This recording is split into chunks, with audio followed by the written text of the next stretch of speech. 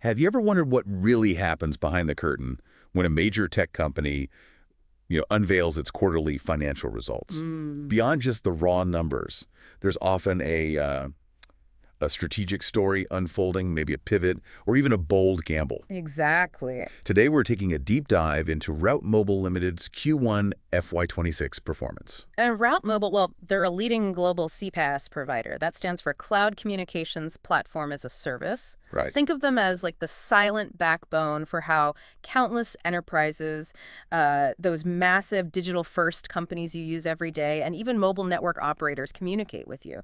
They're really, really critical. So our mission here in this deep dive is to go beyond just the headlines. We're unpacking their recently released unaudited financial results for the quarter ended June 30, 2025. But we're not stopping there. We're also pulling in insights from their investor presentation and the latest earnings call. The goal is really to, extract the most important nuggets of knowledge and insight, give you a shortcut to being genuinely well-informed about this really dynamic sector. And it is dynamic. As their own management highlighted, Route Mobile is navigating what they actually call a dynamic market environment, Good. marked by significant ongoing changes across the broader CPaaS industry landscape. So yeah, it's a fascinating time to see how they're adapting. Okay, let's start by setting the stage a bit. Who exactly is Route Mobile, and why are they so pivotal, really, to how you and I communicate every single day? Well, at its core, Route Mobile offers a scalable and flexible omni-channel CPaaS platform. Yeah. Now, this isn't just about sending simple texts. Right. It's about seamlessly connecting businesses with their customers across, well, a whole multitude of digital communication channels. Think WhatsApp, RCS. Rich communication services? Exactly. The next-gen SMS with all the interactive stuff, email, even voice. They do this through what they proudly call their super network. Super network. Yeah, it boasts over 280 direct connections to mobile network operators, MNOs we call them. Right. And that gives them overall access to more than 900 MNOs worldwide. It's like this huge interconnected highway system for digital messages, making sure, your bank alert or your delivery notification actually gets to you no matter where you are. And their reach isn't just broad, it sounds truly global. What are some of the maybe unique challenges or unexpected opportunities that come with operating across such diverse landscapes, different rules, different competition? Oh, it's immense. Their global footprint spans over 20 locations, and they're Yeah. serving more than 2,100 active billable clients. Wow. Their infrastructure is pretty robust, too. Over 20 data centers and 6 SMSCs globally, which are basically messaging hubs. Now, navigating different data privacy laws like GDPR in Europe or various telecom regulations region by region, that's a constant challenge, absolutely. But, it also presents opportunities. They can specialize in compliance, offer localized solutions. That becomes a key differentiator for them. It definitely sounds like they're a major player, and they've got the industry recognition to back it up, right? What do these kinds of accolades tell us about their positioning, especially when you think about how fast the CPS market is changing? Yeah, these aren't small things. They're rated A by a respected ESG rating agency. Gartner recognized them as a niche player in Magic Quadrant for CPAS 2024. Rocco called them a top tier 1 A2P SMS vendor. Okay. So these signal a strong reputation for reliability, for innovation, and, ethical practices in a field that's constantly shifting. It really confirms their technical skill and their market standing. All right, now for the numbers from Q1 FY26. Right. And here's where, like you said, it gets really interesting because the headline figures seem to present a bit of a paradox. What do they actually show us? Well, okay. Revenue from operations for Q1 FY26. That stood at 10,508 million. That's about 1,050 crore rupees. Their profit after tax, or PPAY, came in at 587.8 million, so 58.78 crore. And always good news for shareholders. I saw they're paying a dividend. Yes, exactly. The board recommended a first interim dividend of 3 per equity share for this financial year. Record date was July 23rd, 2025, and payment should be within 30 days. Their earnings per share, EPS, for the quarter was 8.45. Okay, so given the strategic shifts we're about to dig into, do they have the financial muscle, the cash to actually pull it off? How's their balance sheet looking? It looks very strong, actually, and that's crucial when a company is making strategic changes. Route Mobile held 10,826 million in net cash as of June 30th. That's substantial. It is. And here's a really powerful signal. They showed, and this is a bit of a mouthful, greater than 100% cash flow from operating activities to EBITDA conversion in Q1. Okay, break that down. What does that really mean? Basically, it means for every dollar of profit they report, like on paper, they're actually generating more than a dollar in cold, hard cash from their operations. Yeah, it's a super strong indicator of healthy operations, efficient cash management. It gives them a really robust financial cushion. And in terms of volume, they processed 39.3 billion billable transactions in the quarter. Okay, 39.3 billion. How does that compare? Pretty much similar to the same quarter last year, and actually marginally higher than the previous quarter, Q4. Okay, so volume is stable, cash flow is strong, but the revenue numbers you mentioned earlier showed a decline. That does sound like a paradox. What's the nuance here? What's going on? That right there is the strategic heart of the story. Revenue did decline by 4.8% year-on-year and 10.6% quarter-on-quarter. Check. However, and this is the key bit, despite that revenue dip, their gross profit margin actually expanded to 21.4% in Q1. That's up from 19.3% in the previous quarter, Q4. Huh. Even though absolute gross profit fell slightly year on year. Exactly, even as the absolute gross profit declined by 6.1% year-on-year. So how do we square that? Revenue down, but margins up. That's quite the strategic puzzle. It is, and this isn't just about Route Mobile's numbers. It's actually a powerful signal for the whole CPaaS industry, I think.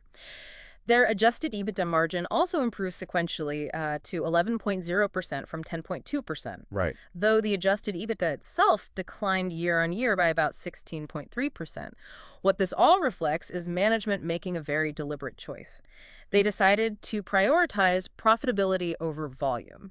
Okay. They consciously stepped back from what they called low percentage gross profit margin opportunities, especially in the A2P SMS business. A2P, that's the application to person messages, right? Like Yeah. bank alerts, flight updates. Precisely. Often very high volume, but pretty low margin. They basically decided, you know what? Some of this business just isn't profitable enough for our long-term vision. Let's walk away. That's a bold move, stepping back from business, even low margin business. What kind of internal discussions or maybe projections would have led to that? And what were the specific factors behind the revenue decline beyond just, exiting those contracts? Well, management cited structural SMS market volume impacts as a broad factor.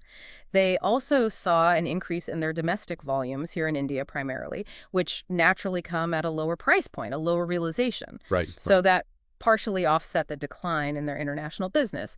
But a really significant factor was, and they singled this out, one large digital native enterprise.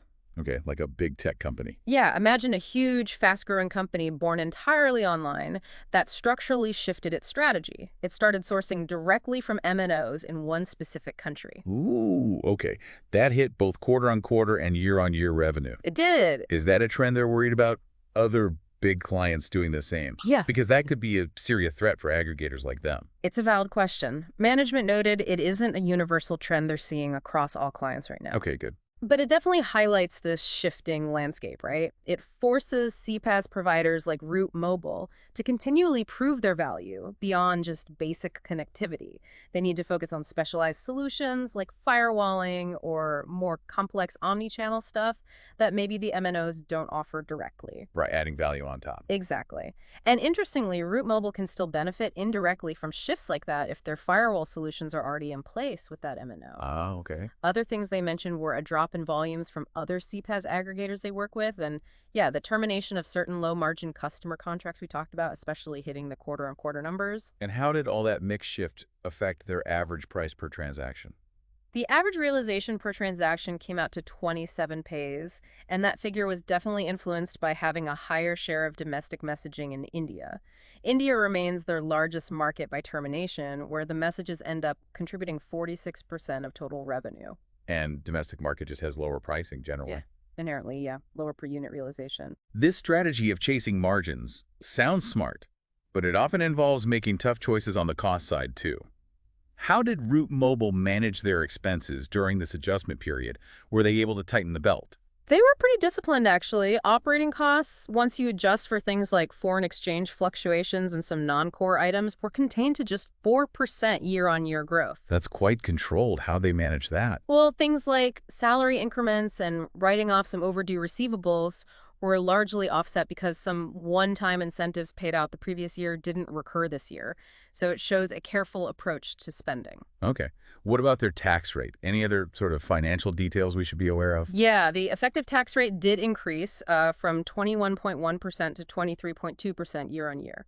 They attributed this mainly to the mix of profits across different countries, different geographies, and having good profit generation in the domestic market, which might be taxed differently. Makes sense. Also, under other expenses, they noted an impact from large foreign exchange losses on remeasurements, mostly from their UK subsidiary. Okay, so that's like a paper loss from currency shifts, not actual cash going out. Exactly. It hits the accounting books because currency values change, but it's described as a non-cash item. Now, beyond the sort of standard P&L stuff, there's also a legal situation bubbling away, right? Yeah. I understand there's an ongoing arbitration process. Can you shed some light on that? What's involved and what's the potential impact? Yeah, that's right. There's an ongoing arbitration related to what they call an onerous contract. Basically, a subsidiary had paid in advance for a minimum guaranteed volume of SMS messages. Okay, like a prepayment dispute. Kind of, yeah, like maybe the service wasn't fully delivered or the terms became difficult. Now, they had previously recorded a provision, basically setting aside money in case they couldn't recover this advance. Right. But now, after consulting with their lawyers, management believes the remaining balance, which is about 107.63 crores as of June 30th, is fully recoverable. So they're saying no further provision is needed right now. But the other side filed a counterclaim. Yes, the vendor involved has filed a counterclaim. The whole process is still in its initial stages, apparently. So it's definitely something to keep an eye on in future quarters. Okay. And just quickly, on the people front, the human resources side, Yeah. what changes do they see this quarter? Any major shifts? Well, in Q1, 26 new employees joined, while 63 employees left. More leaving than joining. Yeah, but management clarified this was largely due to planned rationalization efforts across companies they've acquired over time, plus just normal attrition. They specifically said it wasn't due to synergy issues or causing broader instability. Okay. They affirmed no challenges in business continuity, suggesting these are controlled adjustments rather than, a sign of trouble. Right. Okay, moving on then to diversification and new growth avenues. Despite those headwinds in the traditional A2P SMS market, it sounds like they're making significant strides into new, maybe higher value areas. Absolutely. And that's really where the future growth story seems to lie for them.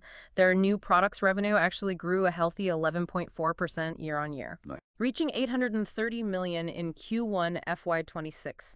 The company is actively leveraging those omnichannel capabilities we talked about, supporting diverse enterprise needs across channels like WhatsApp Business, RCS, email, voice. Okay, let's unpack that a bit. Yeah. Can you give us some concrete examples? What are some of these new product successes that really stand out and show what they can do? Sure. So one cool example, they launched a customized WhatsApp self-serve bot for India's largest commercial oil and gas company. Oh, wow. For who? Customers?